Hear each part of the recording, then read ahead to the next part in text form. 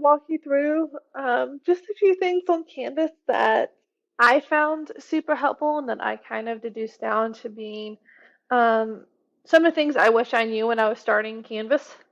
So first off, whenever you log in, your page will look somewhat similar to this. This is a personal account. I had to transfer all of my Cherokee stuff since my Cherokee Canvas was shut down with me leaving the county. Um, I've got some published courses. All of your courses will be unpublished. You will have one course card for each of your preps. So this past year I taught geometry and honors accelerated algebra 1. And so I had a course card for geometry and I had a course card for honors algebra accelerated honors algebra 1. Um, all of your students will be divided into those course cards. There's going to be, so geometry, I had 4 class periods of geometry. And so all 4 of my sections were in that one course card. You don't have to merge anything, everything's already there. All of yours will be unpublished, like this geometry A1 down here. So you'll have to create the contents on the inside and publish it during pre-planning. So yours will all probably fall down here into this unpublished course section, and then you can modify it and play with it and then publish it. So if you see here, I've got this weird overlay over my pictures. The pictures don't come. I just found those on Google and I uploaded it as my picture. There's typically it's blank like that. I recommend getting a picture. I just think it makes it easier for kids to find your class. But anyways, it has this weird overlay. I wanted to take the overlay off, so you just click these 3 buttons over here and click color overlay off. Because I like to actually see the picture of whatever class I'm using. So I'll just walk you through a few things. So this is my geometry page. So first off, a blank Canvas course will look just like this. Now, and you can put whatever you want to here. You can choose your home page, which is the page that they see once they enter. Um, in years past, we've had to create this home page, but this upcoming year, they are pushing out a very specific home page that all teachers in Cherokee County will be using, and it will have certain links that you'll need on there, and it will link to the modules and all of that. So you won't have to create a home page. It's going to be pushed out to you. I'm assuming it's going to already be in your course once they give you access to your courses. I'm not quite sure on that. But just so you can see like what that would look like, the past few years you've had to create your own home page with certain specifications. So this one right here, I'll go to my Geometry B. This was my home page down here. So this little block of buttons, myself and another teacher created that. I've got my room number, my email address is linked. I team taught, so I had my team teacher's name and email address on here as well. And then I had these are little buttons that were created that link within my Canvas page. Again, you are going to have a home page like this that is pushed out to you with these buttons already created. You are not going to have to make that. That is something that they are doing this upcoming year. I'll show you how to link stuff just in case they haven't linked it. I'm not quite sure if they're going to have that linked for you. I always add stuff to the home page. A welcome to this geometry page, my name, I'm looking forward to the school year. As the year progressed, I added more stuff. So at the end of the semester, I added their final exam schedule in the early release form that they could sign and submit. I put that as a link so that they could access that. I had my Teams meeting link here because I ran a Teams meeting during every single class for those who were absent so that they could, or for anyone who was quarantined, they could access class. That was just me. Some teachers did not do that. So that's just kind of how I enhanced my page. To get that picture on, so your dashboards where everything is, to get this picture right here, what you'll do is you'll go down to settings, and then you'll see an image here that you can just upload. You can't necessarily edit a lot of this stuff. Some of this stuff is going to come pre-set for you by county. Now on my homepage, you can see I have announcements up here, and I'm showing 2 announcements. The default is that announcements are not at the top of the Canvas homepage, but that you have to click the announcements bar over here. If you would like to put announcements up at the top, you just go to settings. You scroll down to the bottom, you're going to have to click more options. And then right here, it says number of announcements shown on homepage. You can unclick that box that none of them show. I always show the latest 2 announcements. It was just something that I had a preference for. And then I would always hide the grade distribution graphs from students. That shows like the highest, the lowest, the median grade for stuff. So if you want students to see that, it comes defaulted that they see it, but if you would like to hide that, you just click that button right there and then update. So with the home page, I'm going to go back to the home. If you need to edit your home page, you click this edit button right here. And then you can edit, link anything. Here's your HTML editing bar up at the top. So if you need to edit it or link anything, you press this link button here. So like modules and assignments, I'm going to remove this link. If I want to link it to an outside link, that's what that looks like. If I want to link it to something within my Canvas page, I press the arrow and do a course link. So course link lets me link anything to a quiz I've made, to an announcement, to a discussion post, to a module, to assignments, pages. This is a page. It's specifically the home page. So I can link to other pages. And I'm just going to link that to modules. And I like to link to a specific module, the module that we're in. So Unit 7 was my last module for this class. So I click that and it has linked itself. If you want it to link to just modules in general, you'll do course navigation and I can link it to just, where are they? To modules, and in general it will go to modules and not a specific module. And then you can save that. So modules, to explain modules further, this is the county will want you to post everything through modules. So in modules, you can create your own module. Practice module. All right. Adding a module. It always goes down to the very bottom. They like for whatever module you are working on currently to be at the top of the module page. So you click this little, make sure you have the little 4 arrows, and then just drag it to the top. There it is. All right. Super important, make sure you press this little circle with a dash to publish it. If you don't do that, students will not be able to see anything in the module, even if the stuff in the module is published. So you can add basically anything to modules with this little plus sign here.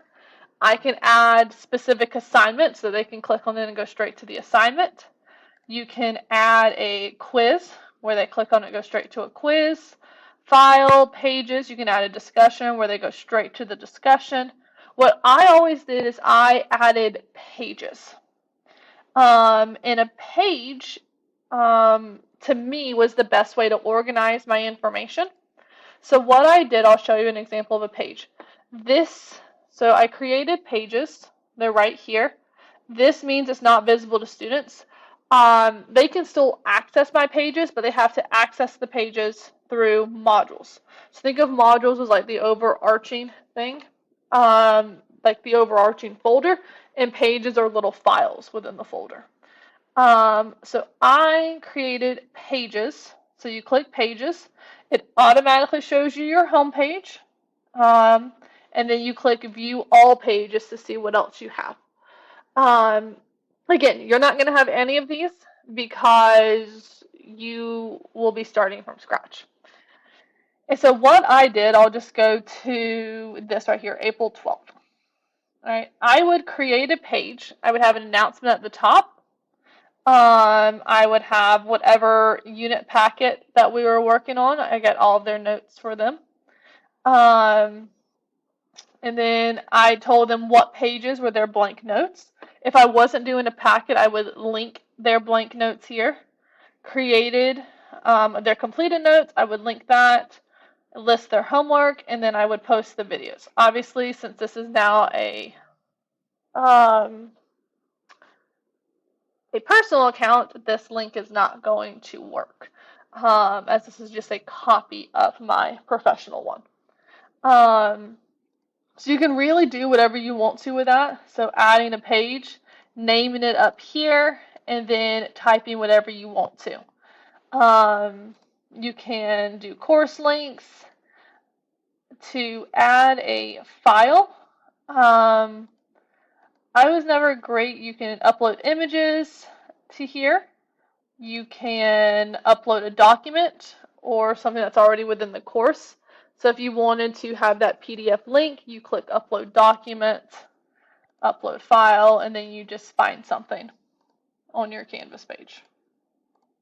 And it will link so that they can access that. And then make sure you press save and publish. Now, you'll notice that all of my modules, I'll go back to modules, are dated. That was something that they stressed for us. Unit 7, they wanted you to name what unit it is, what is the unit covering, and then the dates that that unit covered. And then each of my pages that I created was dated at the top with whatever topic that we were covering. I found that to be the most organized for the students, is to date it and then give them the topic. So then if they were missing, hey, I was out last Tuesday. Well, last Tuesday was the 19th. Let's go back to the 19th and see what you missed. So they could click on this. This is where I put everything. If I wanted them to check their answers, I would put that here. You can also link assignment pages so that they can turn in homework. So everything is dated with this. And that was something that the county pushed out, and it was super important to have everything be dated from the naming of your modules to the naming of their pages.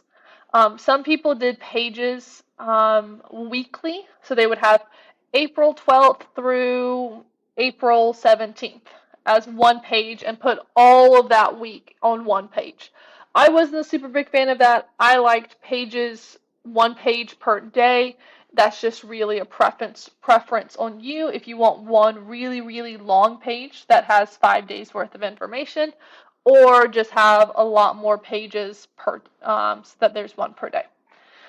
So that's a brief overview of the modules, pages, home pages. I'm going to get into some other stuff within other videos, but that is just an overview there.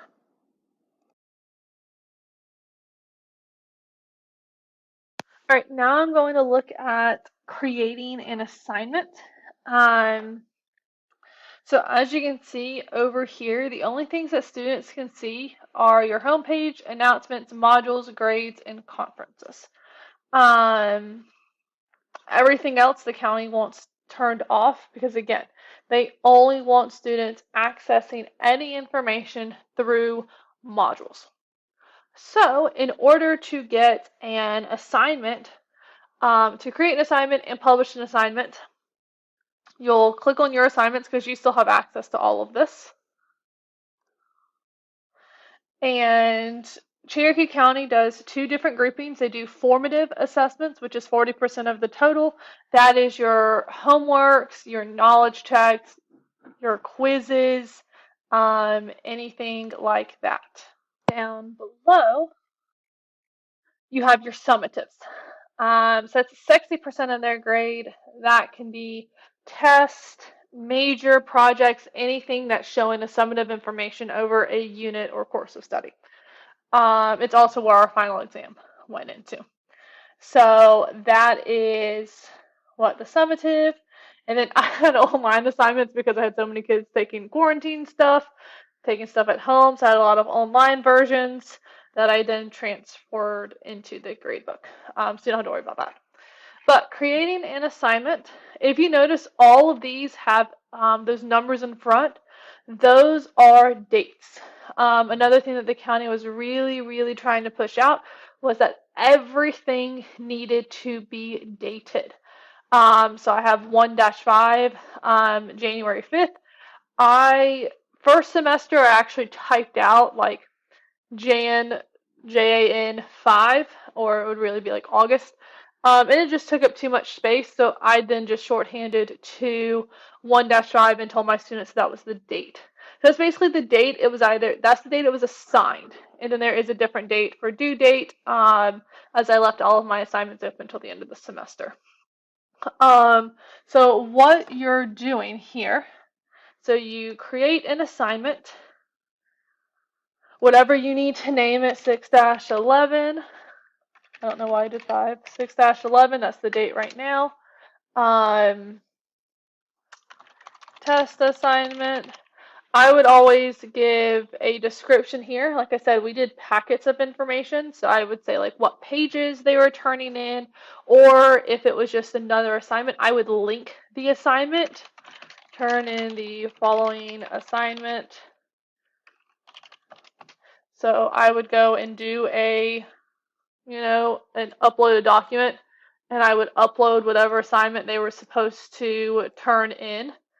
So that if they didn't know what this assignment was, they could go into the description. Oh, that's the assignment I'm looking for in my binder. I saw that helpful with students. Cherokee County went to point systems. So for small homework assignments, I typically just did 10 points. That will be PLC based, so you'll have to talk with your PLC about that. Changing the group, if it was going to be a formative or a summative grade, which one we were going into. You always want to display as points unless you're doing something as a complete or incomplete. That will then just be a check or an X. And then submission type. The default for this is on paper, which means that they cannot actually submit something on Canvas. I always changed it to online and then a file upload, so that they could take a picture of their assignment and submit it that way. And then I would grade it digitally. And then assigning it to everyone, you can put a due date in here. And then again, make sure you do save and publish, because if you don't do save and publish, it will not actually be accessible for students. You always look for that green button for the publish. It says start an assignment because I also have myself in here as a student. So I'll show you that in a second. So that's creating an assignment. If you are wanting to make sure that you're seeing this like a student, all right, if you were to add this to modules, so again, let's go back to our modules, practice module. You can just add, so it automatically defaults to assignments. You can just add the assignment, and then they click on it, and it goes straight to the assignment. But like I said, I always did everything through Pages. So what I would do is I would go to Pages, view all pages, add a page. So 6-11, test this,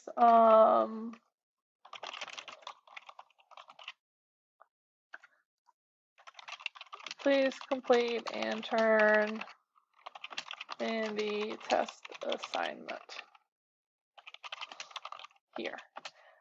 And so to link that assignment here, all right, so that they would have a link to click on, you would go to, again, this little link page, do a course link, assignments, you'll click it down so you can see all the assignments. They're typically in order of creation, so mine's going to be at the very bottom. 611 test assignment, and then it is there. If you want to hyperlink a word, so if you want to say click here to turn it in,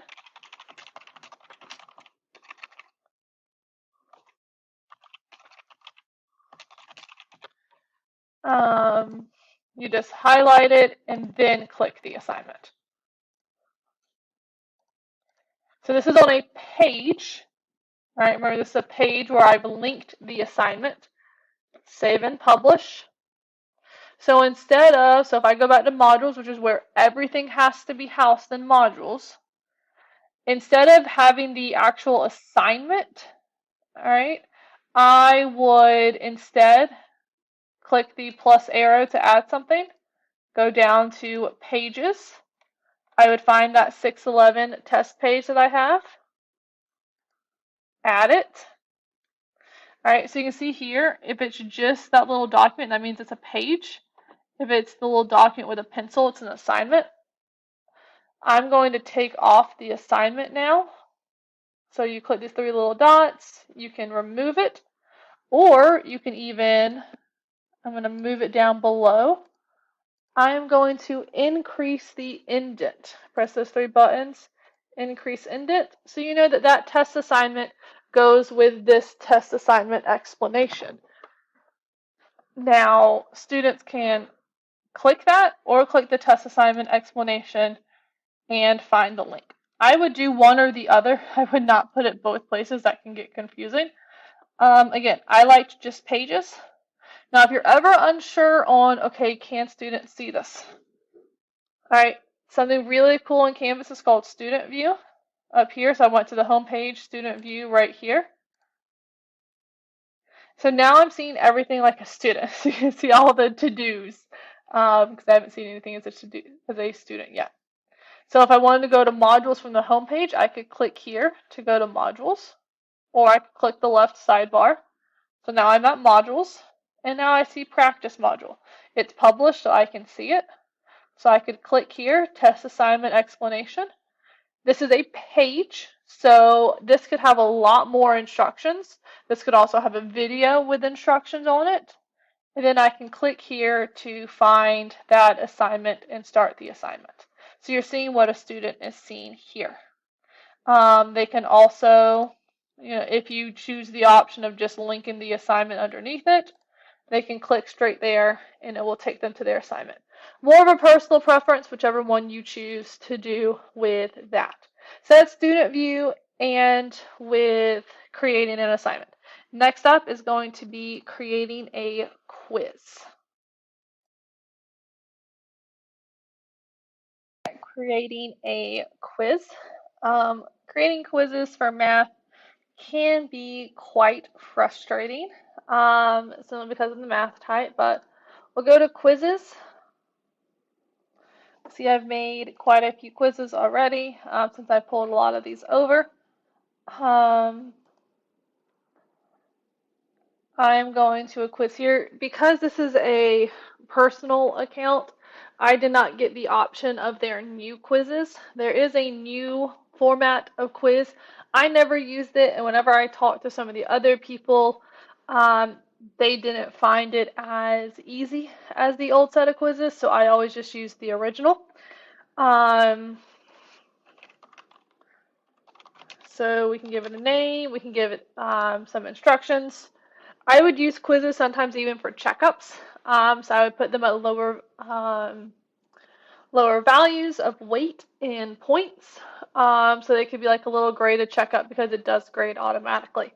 So it doesn't just have to be a quiz. I would even do some tests. Like I gave their final exam through a quiz, and that was super great. So instructions there. You can change this to be a formative or a summative if you actually did want to give a test through quizzes. Just change it to summative. If you just want it to be a quiz or a checkup, keep it at formative. The point values are going to become based off of what you value each question to be. You can shuffle the answers if they're multiple choice. You can give them a time limit, allowing multiple attempts. I always do a time limit, of course, of 60 minutes, and I do shuffle the answers if I'm doing multiple choice. I unmark this, letting students see their quiz responses until the whole day is done. Then I go back and allow them to see their responses. But I do not let them see them until everyone's taken the test. And then assigning to everyone. Now, I do not have certain sections in here, but you can add sections. So, like, I do have different people. So, let's say I want to assign it just to one student or just to a specific set of students. And available from, so if I do available from this at, let's say, 1 p.m., then that means this student cannot access the quiz until, well, it says 11 p.m. Whoops, should be 1. Let's do 1. Until 1 o'clock. So it's going to be locked. It's going to keep them locked out until 1. And then you can put an end on it. So I could put until 2 p.m. Now, the only thing that I would caution with the lockout time is, as you can see here, I've given them 1 hour between when it opens to when it locks, and they only get an hour to take the test or quiz. So that means they have to start it exactly when it opens in order to get their full hour. So if you do want to put a stop sign, I do like a buffer of about 15 minutes. I really did this when students were at home taking it with quarantine, or if I was monitoring it in class, I would make sure they could only access it during class time. And then you can do it to other class sections as well, and do it for different dates and times. With questions, you can do new questions or new question group. Question groups are probably my favorite thing because of the point values, that it made it easier for point values. I would do a new question group. And how I did my quizzes is I would separate them. So I would have, starter questions that were a little bit easier, maybe some harder ones, maybe some word problems. They could be by different topic. So if it was, trigonometry, it could be solving for a missing side, solving for a missing angle, mixed practice, word problems, application, things like that. And so solving for a side, you can pick, say I fill 10 questions in here. I'm going to tell them to pick 5 and make each one 5 questions. Yeah, each one 5 points. So this is a way that this is the only way to shuffle questions. If you remembered on this, you can shuffle the answer choices, but question groups is the only way to shuffle questions. So even if, say, I'm only giving 5 questions, but I want those 5 questions to be in a different order for each student, I would put all 5 questions into one question group and say pick 5 of the 5, and it would do that. And then it would shuffle it because it would just randomly pick 5, and even though it's, there's only 5, it's the only way to actually shuffle questions, if that makes sense. Then you create the group. So I was a big fan of question groups. I always did question groups, even if I wasn't really using them for the purpose of picking 5 of the 10, because it shuffled my questions for me. So then if you do question groups, you then come here to this addition sign to add a question to the question group. So you can do multiple choice, true, false, fill in the blank, a lot of these different types here. So if you do multiple choice, obviously you'll put your question down here.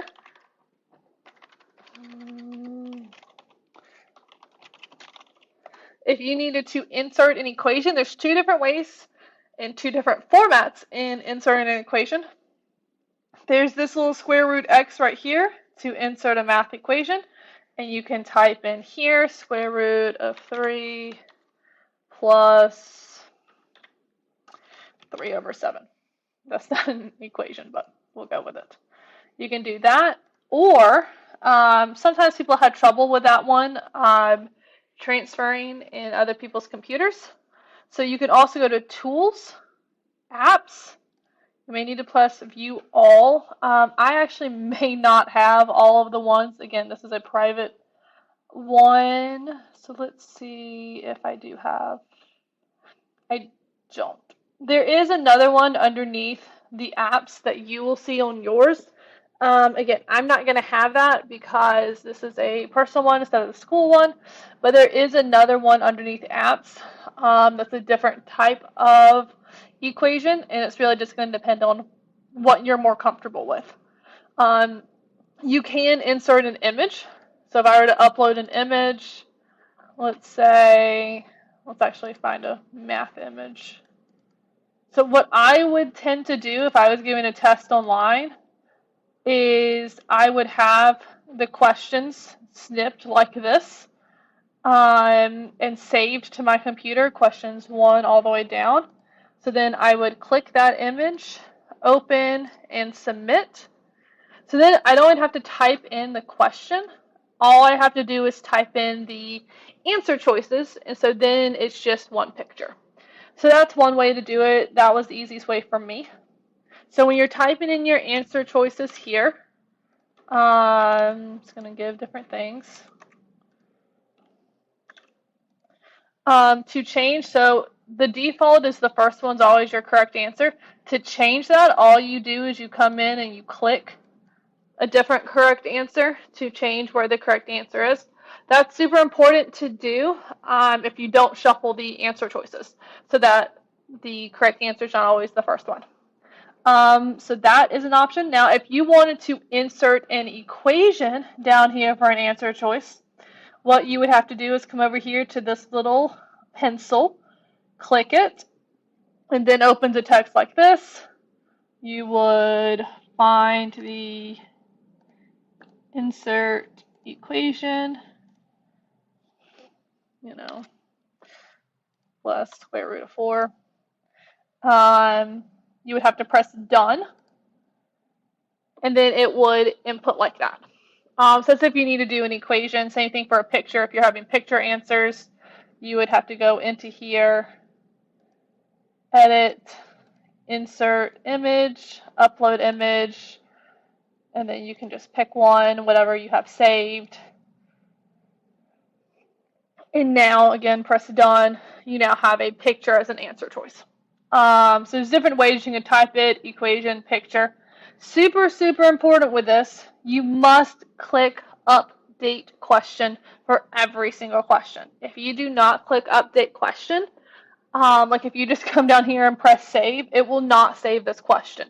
You must click update question, and now we have our question here. You can show question details, and the fact of it now shows me the answer choices with the correct answer. If I don't show question details, it's just going to show me what I typed in the question box. And then you would just repeat that process for multiple choice questions. You can do a lot more with quizzes. That's just the main one I know for math. You can do a fill in the blank. So if you just say, what is the square root of 2? Ooh, that typing was weird. We'll just keep it though for time. So on their end, there's going to be a blank there. You do not have to enter the blank. You just have to give possible answers. So 2, -2. Now, when you're doing possible answers, you have to do all different kinds of possible answers. So -2, negative space 2. Because anything that's an extra space, an extra lettering, is counted wrong. So I just list as many possible choices that would be correct. And on the student's end, that would show up with a blank. So I'm going to make sure that this is opened. Okay, I'm going to save and publish this. I know it's only assigned to one person. Okay, you can preview this so you can see what they're going to see. You see there's no quiz instructions because it's a question group. Notice how the second question I typed is now first, and there is a choice here. So I'm going to say 4. That should have said what's the square root of 4. My bad.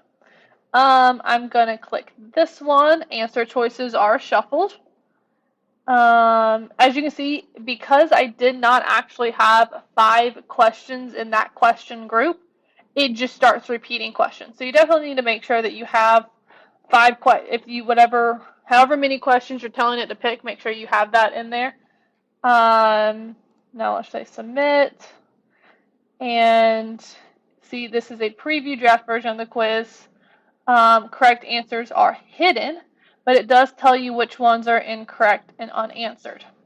Now, say you don't even want them to see that. You don't want them to even see which ones they got right and wrong. This is how you hide that. You're going to go to the gradebook. I'm going to talk about the gradebook in just a second, but I just wanted to show you this piece of the gradebook first. Go to the gradebook, find that assignment. It's going to be very at the end. Where is it? Here it is. 611 test assignment. If you see, these are manual right here. If you do not want them to see their test whatsoever, all right, you click those 3 dots, grade posting policy, and change it to manually. All right, do this before anyone takes the test or a quiz online. If you do this, then students will not even see their grade. They will not see what they got right or wrong. Everything will be hidden from them.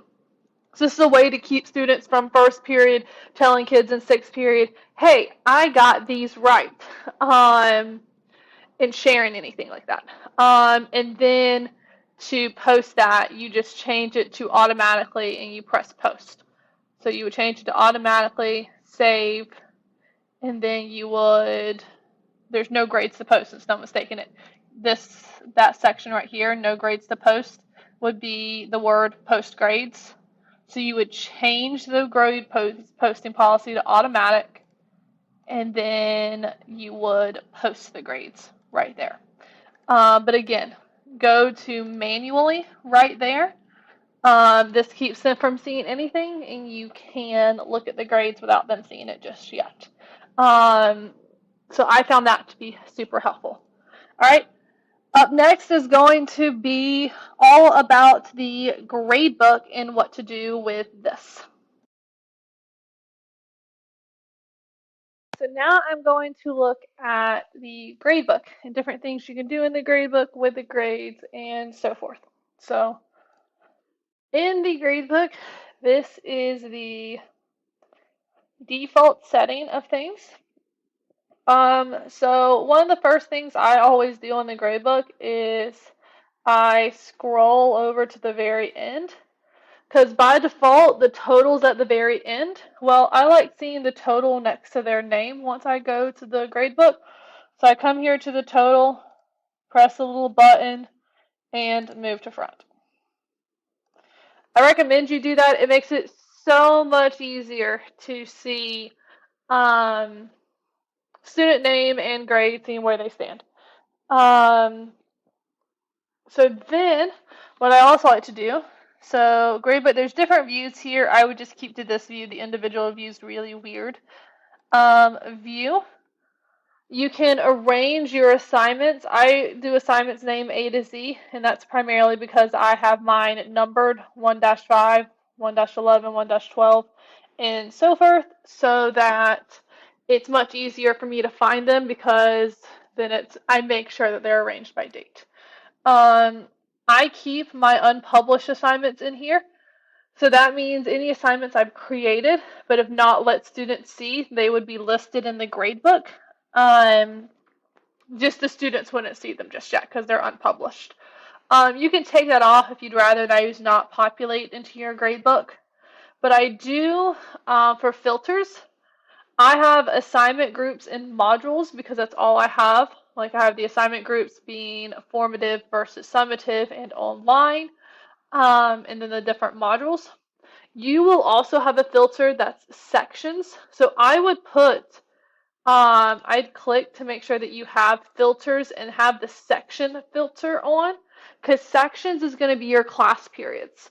Each section is going to be its own class period. So then you can filter. So let's just pretend this is sections.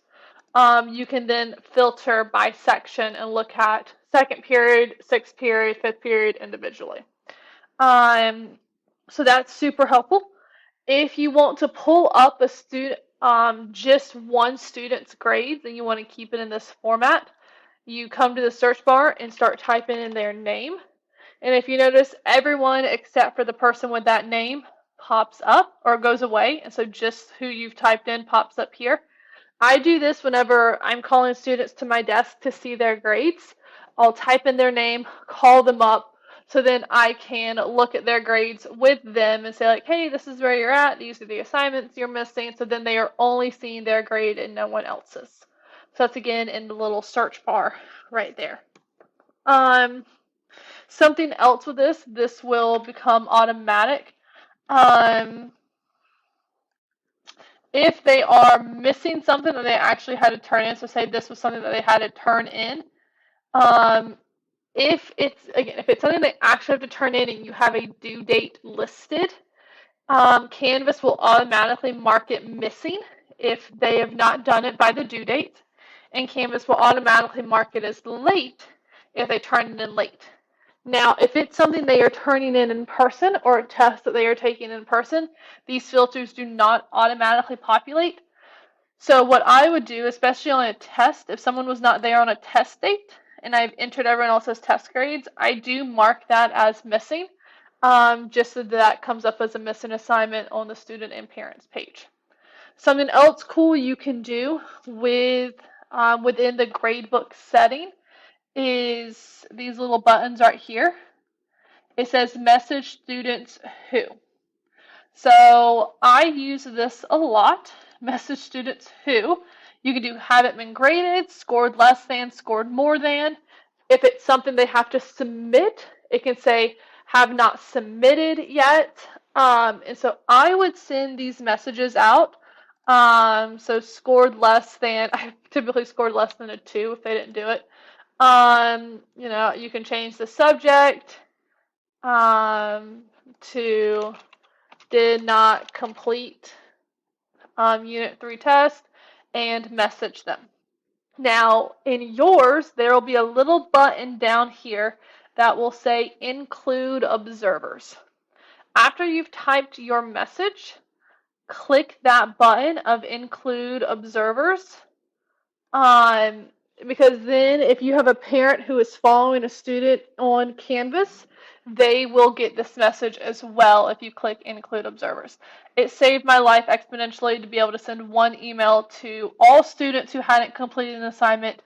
Click the include observers and it would include all of the parents. So that was super, super helpful. All right. And then another thing in Gradebook is speed grader. So if they are turning in an assignment, speed grader right here is super, super, super, super helpful because you can just click through all of your students. I know I only have 2 students in this, so it's not very helpful. You can click through and quickly grade. If there is a submission spot, it will pop up here. If they've submitted something, whether that's a picture, a link, a meme, a PDF, whatever they've submitted will pop up here so that you can look at and then enter their grade. So that's like super helpful. So yeah, so that's about, the basics of the gradebook and, some of the highlights with SpeedGrader and with sorting their grades and moving them around. Trying to think if there's anything else in the gradebook category. I think that's about it. So that's gradebook. If you want to see a student's grade, so you can click the student's name and it will bring up their grades. And then if you click grades here, it pulls up their grade report. So that's how you get their grade report. You find their name in the grade book and then click grades. And then you can print this for parent-teacher conferences or print to a PDF to be able to email home if meeting in person cannot happen. So that's about the gradebook. Up next is about Commons and inbox messaging. last video, it's about sharing resources with other educators or other educators sharing resources with you. So there's two different methods you can do this. There's Commons, and then there's also, I call it the inbox method. When I say that, I'm not talking about this inbox. This inbox is to send messages to students in your courses. And once again, with this, you can still like include observers, but this is not what I'm necessarily talking about. I'm talking about sending a quiz or sending an assignment or sending a module.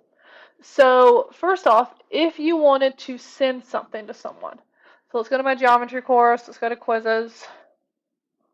Let's say I've created, okay, this circle's knowledge check, and I wanted to share it with the other people in my PLC so that we could all give the same knowledge check.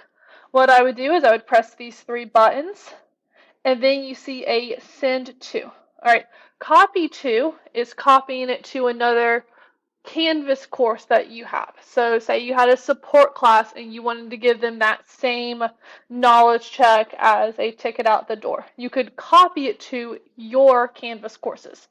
If you want to send it to someone within the school, specifically your PLC people or anyone within the county really, you click send to, and then you type in their name. I don't know if it's really going to let me.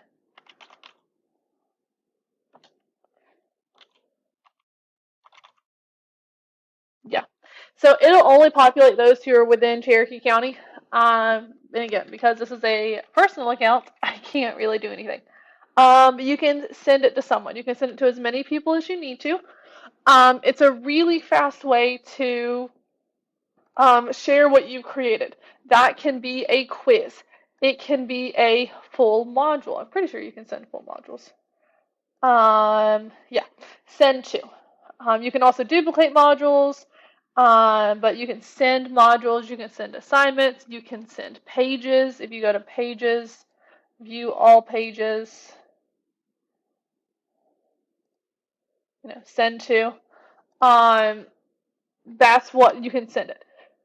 So if someone sends you something, where you'll find that is you'll find account, and then you will go to shared content. So account shared content.